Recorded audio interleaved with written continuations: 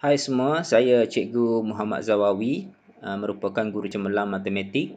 Dalam video ini, saya akan kongsi matematik tingkatan 4, bab 9, kebarangkalian peristiwa bergabung untuk bahagian 1.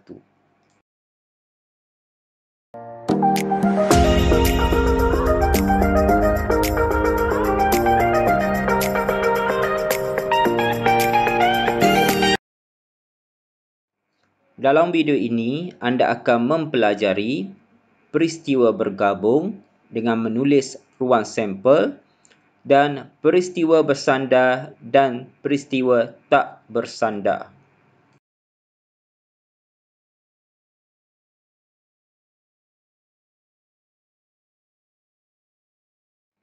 Apakah itu peristiwa bergabung?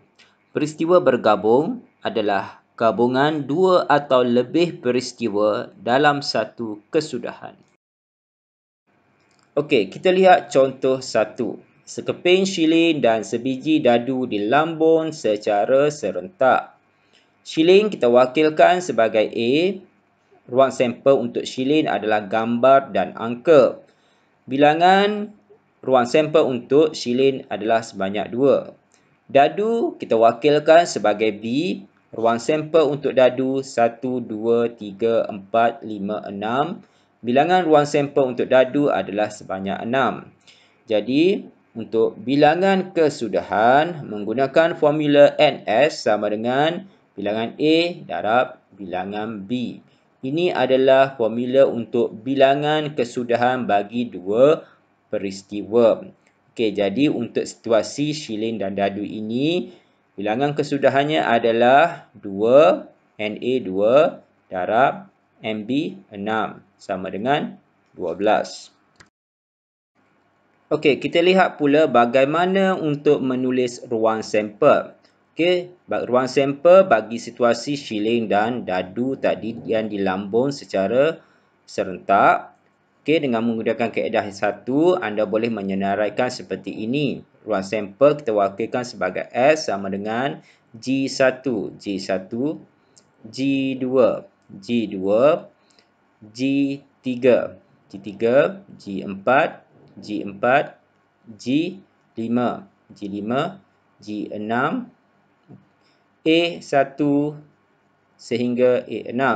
G diwakilkan sebagai gambar, A diwakilkan sebagai angka. Jadi ini adalah ruang sampel untuk shilling dan dadu yang dilambung secara serentak. Bilangannya adalah sebanyak 12. Okey, untuk kaedah 2, anda boleh menggunakan kaedah jadual. Okey, anda letakkan di sebelah kiri, di sebelah lajur yang pertama, gambar angka, dan di sebelah baris yang di atas sekali anda letakkan 1, 2, 3, 4, 5, 6. Ini diwakilkan sebagai dadu, di sebelah sini diwakilkan sebagai shilling. Jadi hasilnya adalah, okey, ruang sampelnya adalah G1, G2, G3, G4, G5, G6, A1, A2, A3, A4, A5 dan A6.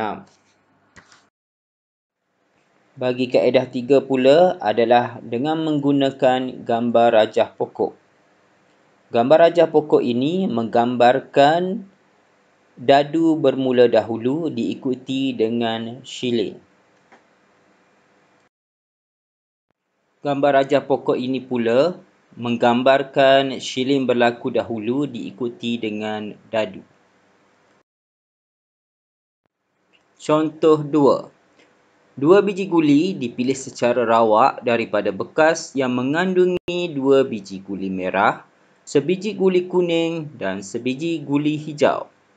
M1, M2 mewakili 2 biji guli merah, K mewakili kuning, H mewakili hijau.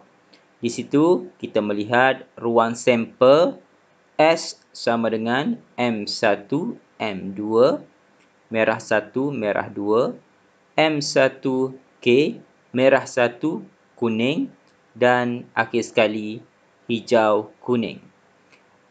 Ruang sampel juga boleh diwakilkan dalam jadual seperti yang tertera. Dan juga ruang sampel boleh ditulis dengan menggunakan kaedah gambar rajah pokok. Untuk contoh 3, dua kepingkat dipilih secara rawak, satu daripada kotak M dan kad satu lagi daripada kotak N. Di sini kita lihat ruang sampel ditulis dalam bentuk jadual. Okey, seterusnya cikgu perkenalkan peristiwa bersandar dan peristiwa tak bersandar. Okey, apakah itu peristiwa bersandar dan peristiwa tak bersandar? Dua peristiwa A dan B ialah peristiwa tak bersandar jika peristiwa A tidak mempengaruhi peristiwa B dan sebaliknya. Okey, kita lihat contoh. Contoh 1. Mendapat nombor yang sama apabila sebiji dadu dilambung 2 kali. Ini adalah peristiwa tidak bersandar kerana kebarangkalian mendapat nombor dalam lambungan dadu pertama tidak mempengaruhi kebarangkalian mendapat nombor dalam lambungan dadu yang kedua. Contohnya, kebarangkalian untuk mendapat nombor 3 adalah 1/6. Untuk lambungan kedua, kebarangkalian untuk mendapat nombor 3 juga adalah 1/6. Jadi di sini kita lihat kebarangkalian yang kedua tidak dipengaruhi oleh kebarangkalian yang pertama. Contoh 2. Mendapat dua kepingkat yang berhuruf sama apabila dua kepingkat dipilih secara rawak daripada kad berlabel dengan huruf sekolah dengan pemulangan. Ini adalah peristiwa tak bersandar kerana kebarangkalian kad pertama yang dipilih tidak mempengaruhi kebarangkalian kad kedua dipilih kerana berlakunya pemulangan.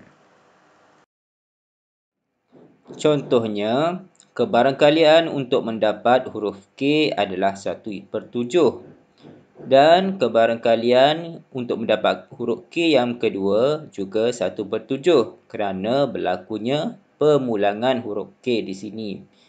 Ini adalah peristiwa tidak bersandar kerana kebarangkalian yang kedua tidak dipengaruhi oleh kebarangkalian yang pertama. Bagi contoh 3, memilih dua helai pakaian berwarna putih daripada almari yang mengandungi 3 pakaian berwarna merah, 2 pakaian berwarna biru dan 4 pakaian berwarna putih. Ini adalah merupakan peristiwa bersandar kerana kebarangkalian mendapat pakaian berwarna putih yang pertama akan mempengaruhi kebarangkalian mendapat pakaian berwarna putih yang kedua. Kebarangkalian pakaian berwarna putih yang pertama adalah 4/9 dan kebarangkalian pakaian berwarna putih yang kedua adalah 3/8. Di sini kita lihat kebarangkalian yang kedua berlaku perubahan iaitu berkurang 1 kerana dipengaruhi oleh kebarangkalian yang pertama.